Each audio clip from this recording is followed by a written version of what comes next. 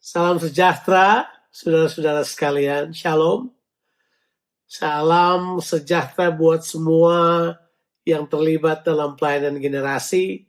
Saudara yang sebagai generasi muda sedang dipersiapkan oleh Tuhan. Kali ini saya ingin membahas penetapan tujuan-tujuan Allah dalam kehidupan kita, yaitu bagian yang kedua. Kita sudah membahas tentang apa yang kita kenal dalam pelajaran yang pertama, itu identitas. Sekarang saya ingin membahas dengan kita sekalian tentang karakter. Bahwa Tuhan kita sangat memperhatikan karakter kita. Apa yang menjadi fokus Tuhan dalam kehidupan kita adalah Dia ingin membangun karakter Kristus dalam kehidupan kita. Nah, pembahasan kita hari ini, kita akan membahas hal-hal yang berhubungan dengan karakter. Nah, yuk kita mulai dengan menemukan dulu arti kata karakter. Karakter itu apa sebenarnya? Ya, dalam bahasa Latin, ya, kata yang dipakai juga adalah karakter. Itu sebenarnya berasal dari kata yang punya pengertian dipahat atau alat-alat untuk memahat, ya, graving tools. Atau kalau kita baca itu adalah sesuatu yang dipakai untuk memahat. Itu katanya. Jadi kalau kita berbicara karakter, kita tidak mungkin melepaskan dari kata pembentukan, ya. Jadi karakter itu adalah sebuah proses pembentukan, seperti seorang seniman yang sedang mengukir suatu bentuk yang ingin dia capai, yang ada di kepalanya, dia pindahkan pada apa yang sedang dia tuang. Apakah itu batu yang diukir, apakah itu kayu yang diukir, batu yang dipahat. Itu semua menunjukkan sebuah proses pembentukan. Karakter memang perlu dibentuk. Itu definisi dari kata karakter, ya. Tapi kalau kita buka misalnya kamus, karakter itu punya pengertian ini, ya. Kumpulan atau paduan ciri dan sifat-sifat yang membentuk sifat suatu individu. Jadi dia adalah kumpulan dari ciri-ciri dan sifat-sifat yang yang membangun atau yang shaping, yang membentuk sifat atau sikap dari satu individu. Itu jelas, itu penting sekali buat kita. Definisi lain daripada karakter itu adalah kualitas moral atau kualitas etika yang dimiliki oleh seseorang. Nah, kalau kita perhatikan semuanya ini, kita harus mengerti apa yang menjadi tujuan Tuhan mengenai hal ini. Jangan lupa, karakter kita harus dibentuk sesuai dengan tujuan Tuhan. Jadi kita tidak sekedar berbicara karakter biasa, kita sedang berbicara tentang karakter yang diinginkan oleh Tuhan. Ternyata karakter yang Tuhan inginkan itu sudah ada prototipenya, sudah ada paradigmanya, sudah ada contohnya. Dan yang menjadi gambar buat kita sekalian di dalam seperti apa karakter itu dibentuk, udah jelas. Karakter kita harus dibentuk seperti Kristus. Kita sudah bahas di awal bahwa tujuan semua manusia itu adalah, yang pertama adalah keserupaan dengan penciptanya. Bukankah itulah yang Tuhan katakan di awal dalam Kejadian pasalnya yang pertama ayat yang ke-26, ya. Baiklah kita menciptakan manusia menurut gambar dan rupa kita. Berarti tujuan awalnya adalah keserupaan, ya. Baru supaya mereka berkuasa atas dunia ini. Nah, memang betul Alkitab sudah menetapkan tujuan bahwa kita semua harus menjadi serupa dengan gambaran anaknya. Punya pengertian serupa dalam karakter, serupa dalam karunia, serupa dalam kuasa, dan juga serupa di dalam cara kerja. Itu penting, jangan lupa. Serupa dalam karakter, serupa dengan karunia, serupa dengan kuasa, tapi juga serupa dengan cara kerjanya.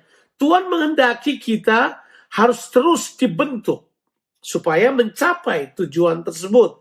Jadi ingat, saya garis bawahi bahwa karakter kita dibentuk supaya kita memiliki karakter yang seperti Yesus Kristus. Roma 8 ayat 28 sampai ayatnya yang ke-30. 30. Coba kita baca ketiga ayat ini for a start. Roma 8 ayatnya yang ke-28 sampai 30.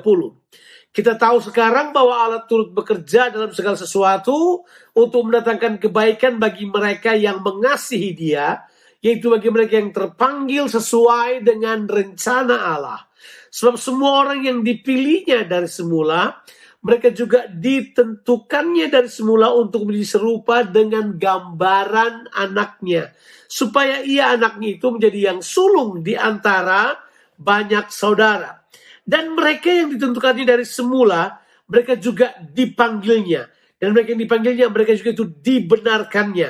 Dan mereka yang dibenarkannya, mereka juga dimuliakan. Coba lihat saudara, bahwa Tuhan berproses dengan kita. Dia mau supaya kita menjadi serupa dengan gambarnya, makanya Dia panggil kita. Waktu kita menjawab ya pada panggilan Tuhan, kemudian kita berkata juga, Dia membenarkan kita. Kemudian setelah Dia benarkan kita, Dia juga memuliakan kita. Coba lihat, level itu adalah level dipanggil, dibenarkan, dan dimuliakan. Itu adalah proses. Kita harus mengerti itu. Proses di mana kita dipanggil, dibenarkan, dan dimuliakan. Jadi kita sudah bisa lihat bahwa proses ini berlangsung. Pembentukan itu adalah sebuah proses. Dia tidak bisa dilepaskan dari sebuah arena di mana proses tersebut terjadi. Nah, mari kita lihat apa yang terjadi dengan bangsa Israel. Ya, kita akan membahas beberapa hal di sini. Beberapa ayat yang akan saya pakai. Ayat yang pertama yang saya pakai adalah terambil dari Yesaya 43 ayatnya yang ke-21. Jadi Yesaya 43 ayatnya yang ke-21. Wah, ini ayatnya berbunyi sebagai berikut ini ayat. Ayatnya berbunyi seperti ini. Dia berkata ini, umatku yang telah kubentuk bagiku akan memberitakan kemasyuranku. Umatku yang telah kubentuk bagiku akan memberitakan kemasyuranku. Ya, terjemahan firman Allah yang hidup bunyinya seperti ini. Aku telah membentuk Israel bagi diriku sendiri untuk mempermuliakan aku di dunia ini. Ingat, jangan lupa, tujuan pembentukan Tuhan adalah supaya kita mempermuliakan Tuhan di dunia ini. Tujuan Tuhan membentuk bangsa Israel supaya mereka memberitakan kemasyuran Tuhan. Jadi jelas ya apa yang dikatakan di Roma 8 tadi ya, kita dipanggil ya, kemudian kita dipilih, kita dibenarkan, dan kemudian kita dimuliakan. Ini yang Dia maksud. Dia mau supaya kita mempermuliakan Tuhan di dunia ini. Tapi orang tidak mungkin mempermuliakan Tuhan kalau karakternya tidak dibentuk. Kalau karakter orang tidak dibentuk, sifat-sifatnya tidak diubah, orang yang tidak mengalami proses, maka yang terjadi adalah mereka akan jadi batu sandungan dengan atau batu sandungan bagi banyak orang. Saya telah melihat ada banyak sekali orang mundur dari Tuhan. Mereka kecewa pada gereja, kecewa kepada Tuhan bahkan hanya karena ada orang-orang yang menjadi batu sandungan dalam kehidupan mereka, yang membuat kemudian mereka mundur dari Tuhan disebabkan mereka gagal melihat Tuhan. Karena orang-orang tersebut juga gagal mempermuliakan Tuhan dengan karakter yang telah dibentuk. Jadi jelas kita tahu pembentukan karakter itu penting sekali, dan Tuhan ada dalam sebuah bisnis. Setelah Dia memanggil kita, bisnis Tuhan adalah bisnis pembentukan. Dia proses kita supaya kita masuk di dalam pembentukan yang Dia inginkan. Jadi kita udah lihat sekarang bahwa kalau berbicara karakter tidak terlepas dari proses pembentukan. Nah, kita udah lihat. Nah, saya mau tunjukkan beberapa statement pada saudara yang saya pikir penting sekali buat kita lihat bahwa sesuatu yang dibentuk itu penting. Makanya saya mau katakan kepada saudara, karena ini sangat penting. Saya bahkan mempercayai energi kita di dalam kehidupan ini, kekuatan-kekuatan kita, haruslah kita peruntukkan bagi pembentukan atau pembangunan karakter kita. Ya, oh jelas, sering sekali karakter itu seperti sesuatu yang tidak kelihatan, padahal dia adalah akar. memang tidak tampak bagi orang lain, tapi karakter itu akarnya yang akan menopang seluruh pohon, yang akan membuat pohon itu menjadi kuat. Akarnya sama saja. Kita kadang-kadang cuma mau lihat apa? Buahnya saja. Kita gagal membiarkan akar ini bertumbuh. Karakter itu meliputi dari akar sampai pada buahnya. Ini penting sekali buat kita, sebab karakter ini adalah sesuatu yang Tuhan harapkan dari kehidupan kita. Nanti di depan kita akan membahas karunia. Tapi kalau karunia itu pemberian Tuhan buat kita. Tapi kalau karakter adalah apa yang Tuhan kerjakan di dalam kita untuk kita nyatakan bagi dunia. Itu penting sekali. Makanya saya mempercayai saya tidak dipanggil oleh Tuhan untuk menyatakan apa yang saya dapatkan dari dunia. Saya dipanggil oleh Tuhan untuk menyatakan apa yang Tuhan kerjakan di dalam saya nyatakan kepada dunia. Itu dia, itu penting sekali buat kita. Kita dipanggil untuk menyatakan, bukan cuma mengambil, enggak. Kita tidak dipanggil untuk mengambil apa-apa dari dunia ini. Kita dipanggil untuk menyatakan yang di dalam kita bagi dunia ini. Dan itulah karakter yang Tuhan mau terbentuk di dalam kehidupan kita. Ini pembentukan karakter penting sekali ya. Dalam sebuah buku yang saya baca, sesuatu yang dibentuk selalu jauh lebih baik. Ya. Sesuatu yang diproses, dibentuk. Semakin lama pembentukannya, semakin lama waktu prosesnya diberikan. Kadang-kadang menjadi sesuatu yang lebih rumit memang. Tetapi kalau dibentuk lebih lama, harganya bisa jadi jauh lebih mahal. Kalau kita berbicara tentang harga. Misalnya saja, dalam sebuah buku yang berjudul The Stream in the Desert, ya, sungai di padang belantara, itu tentu mengutip Yesaya 43 ya. Itu dibilang begini ya. Ini di Amerika nih. Ini penelitiannya ya. Harga sebatang besi baja itu harganya $1. Sebatang besi baja. Tapi kalau dia ditempa, dijadikan tapal kuda, harganya naik. Ini $2. Ya. Tapi kalau dia kemudian dibentuk lebih rumit lagi, jadi jarum-jarum yang halus, harganya berubah. Jadi $30. Ya. Kalau dijadikan pisau kecil-kecil, harganya berubah lagi. Jadi $100 Amerika. Tapi kalau baja itu kemudian dirubah jadi per arloji, lebih mahal lagi, $250.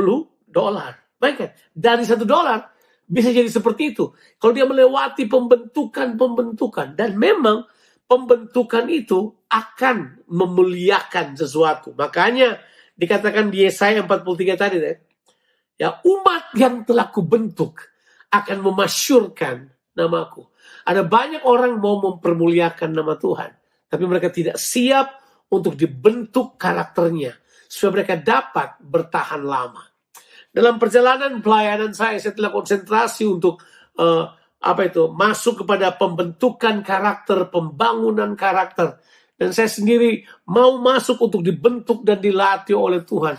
Mungkin menyakitkan bagi daging kita, tetapi hasilnya jadi jauh lebih baik, ya. Jadi jauh lebih baik. Saya bersyukur saya lewati semuanya, saya lewati pembentukan, dan buat saya tahu persis bahwa pembentukan belum selesai. Tuhan masih terus membentuk saya. Tuhan masih terus membawa saya kepada hal yang lebih baik lagi. Saya masih perlu dibentuk. Saudara pun masih perlu dibentuk. Yuk, kita mulai dengan ini. Merelakan hati kita untuk dibentuk oleh Tuhan. Itu adalah hal yang luar biasa. Kalau kita baca di Alkitab lebih jauh lagi, kita harus sadari bahwa memang hampir semua orang yang dipanggil oleh Tuhan, mereka semuanya harus melewati pembentukan karakter. Abraham, Daud, semuanya, Yusuf, ya, semuanya mengalami pembentukan karakter. Murid-murid Yesus. Karena saudara tidak bisa bermimpi memiliki karakter kecuali saudara membiarkan diri saudara untuk dibentuk, ditempa oleh Tuhan, supaya saudara menjadi seperti yang Tuhan inginkan. Ini penting sekali buat kita. Ada banyak sekali hamba-hamba Tuhan yang menulis dalam buku-buku kepemimpinan tentang hal ini. Prinsipnya simple. Ini kita mesti tahu. Kita semua dibentuk oleh Tuhan dengan orang-orang yang ada di sekitar kita. Ya, Amsal 27 ayat 17 berkata apa?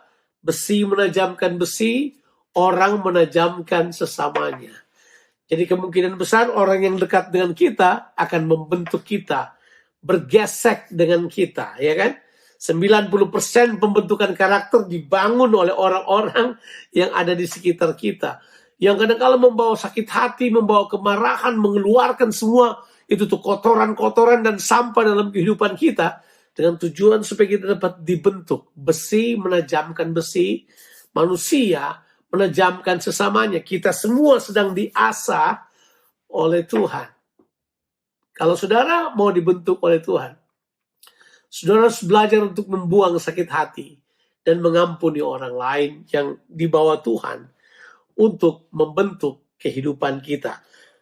Nah, saya akan batasi apa yang saya bahas dengan saudara, supaya kita tidak terlalu jauh melompat kemana-mana. Saya akan batasi saja apa yang saya bahas dengan Matius 11 ayat 28 sampai ayatnya yang ke-30. Alasannya begini, karena kita akan dibentuk menjadi serupa dengan Kristus, maka saya kira jalan terbaik untuk melakukannya adalah belajar dari Yesus. Dan waktu kita berbicara tentang belajar dari Yesus, tidak ada tempat terbaik untuk melihatnya kecuali dalam Matius 11 ayatnya yang ke-28 sampai ayatnya yang ke-30. Yaitu belajar dari Yesus. Yesus berkata kepada kita, marilah kepada aku semua yang letih lesu dan berbeban berat, aku akan memberi kelegaan kepadamu. Ya, pikulah kuk yang kupasang dan belajarlah kepadaku, karena aku lemah lembut dan rendah hati, dan jiwamu akan mendapatkan ketenangan. Sebab kuk yang kupasang itu enak dan bebanku pun ringan. Belajar dari Yesus ini luar biasa sekali ya. Tapi sebelum kita belajar kepada Yesus, Yesus menawarkan kepada kita sesuatu. Pikulah kuk yang kupasang. Tahu kuk ya? Kuk itu adalah sesuatu yang dipasang pada lembu yang ingin membajak sawah, atau dipasang kepada lembu yang akan menarik kereta, lembu atau sapi. Ya, kita di Indonesia tentu gampang sekali melihat hal ini. Kalau mau lihat, pergi ke sawah aja.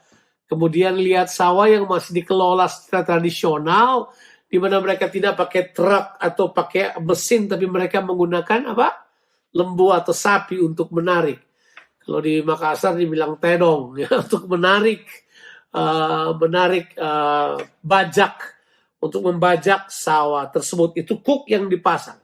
Tujuan kuk dipasang supaya dia tidak melenceng kemana-mana. Kalau dua sapi yang pakai itu, coba bayangkan kalau tidak pakai kuk, tiba-tiba sapi yang satu mau ke kiri, yang satu mau ke kanan, ya nggak bisa narik bajak. Jadi mereka harus diarahkan. Dan memang tujuan memakai kuk supaya kita terarah pada tujuan Kristus. Itulah caranya kita belajar dengan dia. Makanya kita perlu memikul kuk bersama dengan Yesus. Nah, memikul kuk ini berarti kita harus belajar dari Yesus bersama-sama dengan dia, berjalan dengan dia, searah dengan dia, satu tujuan dengan dia. Makanya baca Alkitab, kenali apa yang Yesus inginkan dalam kehidupan saudara. Jadi arti memikul kuk itu ada 3. Arti memikul kuk itu ada 3. Yang pertama adalah mengizinkan Yesus yang memimpin, gitu. Karena kan kita memakai kuk bersama dengan dia, kan? Ya, izinkan dia yang mimpin, kita ikut aja, kita mengalir bersama dengan dia, ikut dia mau pergi kemana. Jangan kita ikuti maunya kita sendiri, gak bisa jalan itu, ya. Kita mengikuti keinginan Yesus, bukan keinginan kita. Itu pengertian yang pertama. Pengertian yang kedua adalah kita mulai belajar mengambil tanggung jawab. Sebab kuk itu adalah tanggung jawab. Ya, kuk itu adalah sebenarnya seperti tanggung jawab yang kita harus pikul, yang kita harus emban. Dan memang betul kita tahu persis bahwa kedewasaan ditentukan oleh penerimaan tanggung jawab.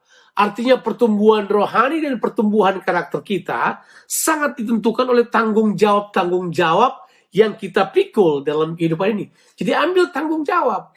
Anak-anak muda, generasi muda, jangan takut terima tanggung jawab. Terima tanggung jawab pelayanan, terima tanggung jawab pekerjaan. Tidak usah pikir dibayar atau tidak usah berpikir apapun. Tujuannya untuk mengeluarkan karaktermu. Untuk membangkitkan hal-hal yang baru dalam diri saudara. Itu mengeluarkan potensi-potensi ilahi dalam diri saudara. Jadi belajarlah untuk mengambil tanggung jawab. Yang pertama mengizinkan Yesus yang memimpin. Yang kedua adalah belajar untuk mengambil tanggung jawab.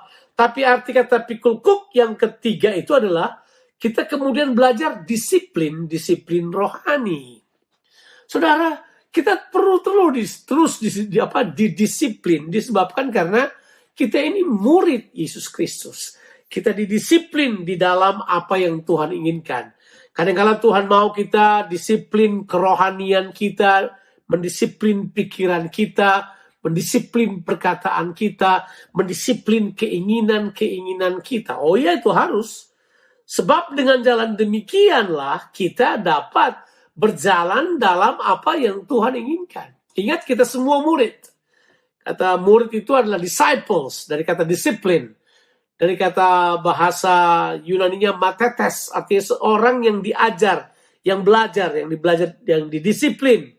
Dalam sebuah disiplin ilmu pengetahuan, disiplin karakter, dan lain-lain sebagainya. Tapi kita semua perlu didisiplin oleh Tuhan. Nah, coba sekarang kita lihat. Nah, di sini dibilang, kalau kita sudah pikul kuk, berarti sudah mengizinkan Yesus memimpin, sudah belajar mengambil tanggung jawab, sudah mulai bersiap masuk dalam disiplin-disiplin rohani, maka kemudian Alkitab berkata begini, belajarlah kepadaku. Wah, ini hal yang luar biasa.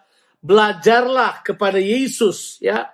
Belajarlah kepada Tuhan Yesus karena Dia bilang kepada kita, Dia itu lemah lembut dan rendah hati. Itu kata yang dipakai. Dia berkata begini, take my yoke upon you and learn of me. Dan belajar kepadaku. Kata yang dipakai adalah mantano. Mantano itu adalah kata yang dipakai untuk, dari kata itu kita dapat kata matetes, ya. Mantano itu punya pengertian adalah to learn, belajar untuk mengerti, belajar untuk memahami, ya. Belajar dari Yesus. Kemudian dia bilang, karena aku lemah lembut dan rendah hati. Wow, itu dua kata yang sangat penting, lemah lembut dan rendah hati. Lemah lembut menggunakan kata praos. Itu punya pengertian adalah gambaran praos tuh begini. Praos itu gambarnya adalah kuda yang ditangkap, kuda liar yang ditangkap. Itu kan punya kekuatan, tapi begitu dipasang kekangnya, dia terkendali. Sebab arti praos itu adalah kuasa yang terkendali. Saudara-saudara, ini berurusan dengan mengendalikan diri, mengendalikan pikiran. Itu semua terbangun dalam karakter kalau kita belajar dari Yesus Kristus. Nah, ini penting sekali buat kita. Dan dia bukan cuman sekedar praos atau lemah lembut, dia juga tapeinos, rendah hati, ya.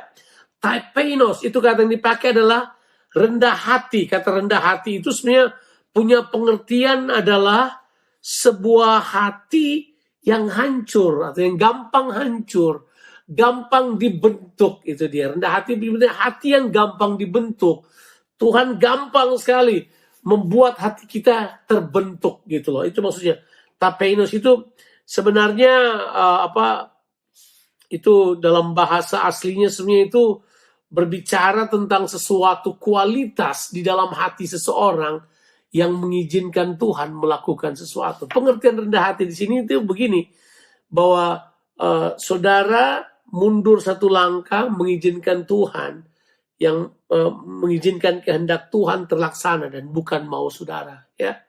Jadi kita tidak langsung, tapi kita izinkan Tuhan ambil dulu sesuatu. Itu kerendahan hati sebenarnya, mendahulukan Tuhan, kehendaknya berlaku dalam kehidupan kita.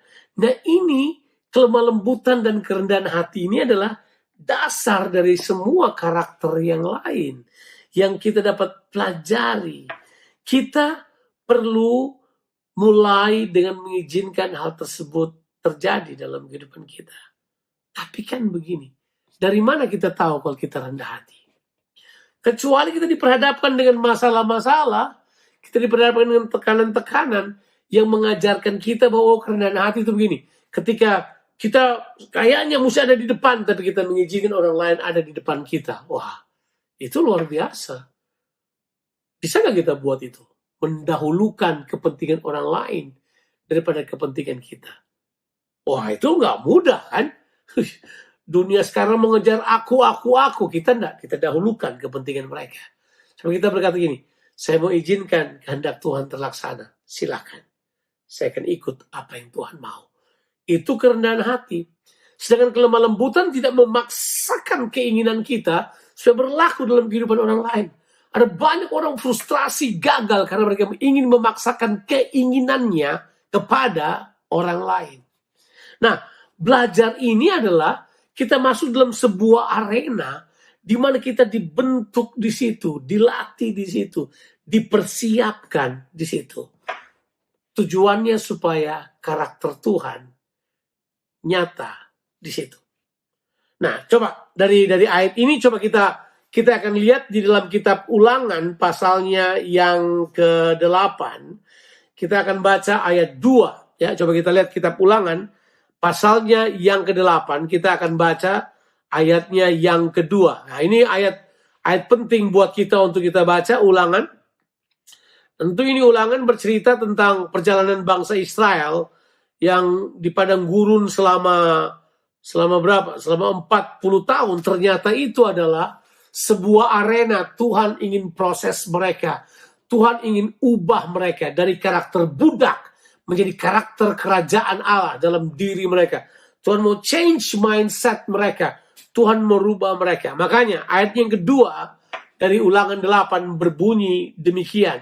Ingatlah kepada seluruh perjalanan yang kau lakukan atas kehendak Allahmu di padang gurun selama 40 tahun ini dengan maksud apa? Merendahkan hatimu. Gitu. Merendahkan hatimu. Karena memang kerendahan hati ini adalah langkah awal. Langkah awal supaya karakter yang lain dapat terjadi dalam kehidupan saudara. Sebab kalau saudara rendah hati, saudara bakal mengizinkan kehendak Allah yang terlaksana dahulu, bukan kehendakmu. Kayak saya bilang tadi, rendah hati seperti tidak akan mundur satu langkah, mengizinkan Tuhan melakukan bahagiannya, mendahului apa yang dia ingin kerjakan. Jadi jelas sekali kerendahan hati ini adalah hal yang terpenting. Coba lihat dulu. Ya, Tuhan bawa bangsa Israel di padang gurun selama 40 tahun itu dengan maksud merendahkan hatimu dan mencoba engkau untuk mengetahui apa yang ada dalam hatimu, yakni apakah engkau berpegang pada perintahnya atau tidak. Yang sebenarnya kalau orang yang memiliki karakter, mereka akan berpegang kepada firman Tuhan. Firman Tuhan akan menjadi patokan kehidupan mereka. Mereka akan hidup seperti apa yang firman Tuhan katakan. Identitas mereka adalah seperti apa yang Tuhan katakan siapa mereka. Dan mereka akan melakukan apa yang Tuhan mau mereka lakukan. Nah, di sini kita melihat bangsa Israel dibawa supaya mereka memiliki kerendahan hati. Ayat yang ketiga diulang lagi. Jadi ia merendahkan hatimu, membiarkan engkau lapar dan membiarkan engkau makan mana yang tidak kau kenal dan yang juga tidak dikenal oleh nenek moyangmu, untuk membuat engkau mengerti bahwa manusia hidup bukan dari roti saja, tapi manusia hidup dari segala yang diucapkan Tuhan. Kesimpulan dari apa yang saya sampaikan pada saudara adalah karakter kita harus dibangun sesuai dengan firman Tuhan. Makanya firman Tuhan harus penuh di dalam hati kita. Nah, saya akan akhiri dengan mengatakan bagaimana langkah praktis supaya kita dapat membangun ini semuanya. Gak ada jalan lain. Mulailah dengan bersahabat dengan firman Tuhan. Sebab firman Tuhan berkuasa untuk mengubah kehidupan saudara. Baca firman Tuhan, renungkan firman Tuhan. Ya, di kelompok sel kita mengajarkan step 1, 2, 3. Jangan anggap remeh. Kerjakan hal tersebut. Belajari hal tersebut. Pelajari. Izinkan Sukacita mempelajari firman Tuhan menguasai saudara. Baca firman, renungkan firman Tuhan. Tapi lakukan langkah-langkah praktis yang saudara tuliskan di dalamnya. Komitlah untuk melakukannya. Punya komitmen untuk menjadi pelaksana kehendak Allah. Itu yang pertama. Bergaul dengan firman Tuhan. Belajar firman Tuhan. Tapi yang kedua adalah ini, saudara. Izinkan Roh Kudus menolong saudara. Roh Kudus akan membantu saudara untuk melewati masa-masa sukar di dalam mempraktekkan hal tersebut. Roh Kudus akan empower saudara, memberikan kepada saudara kemampuan untuk melaksanakan firman Tuhan. Tapi yang ketiga adalah pandangan saudara terhadap masalah perlu berubah. Kalau memang masalah itu adalah arena di mana Tuhan membentuk kita, berarti jangan lari dari masalah. Hadapi masalah itu. Belajarlah di tengah-tengah masalah tersebut. Kemudian di dalam saudara akan menemukan karakter-karakter ilahi. Soal jalan keluar dari masalah, pasti terjadi. Tuhan sudah siapkan buat saudara. Ada banyak orang, kalau masuk masalah, mereka mau cepat-cepat keluar dari masalah. Orang yang bijak tidak. Dia tahu bahwa masalah adalah jalan pembentukan. Dia akan belajar dari situ. Sangat berbahaya, atau kalau saya punya bayi, sangat sia-sia. Mungkin bukan berbahaya, tapi sangat sia-sia. Kalau saudara menghadapi masalah tanpa belajar di dalamnya. Sebenarnya di dalamnya saudara akan belajar karakter. Dibentuk oleh Allah. Hadapi masalah saudara. Tapi kemudian tentu kita sudah tahu. Jalan keluar sudah Tuhan siapkan buat kita. Saudara, mari kita terus belajar firman Tuhan. Ikuti petunjuk Tuhan dalam kehidupan kita. Kita mesti tahu, karakter kita haruslah menjadi seperti Kristus. Itulah yang akan mempermuliakan Bapa di sorga. Tuhan Yesus memberkati saudara sekalian. Amin.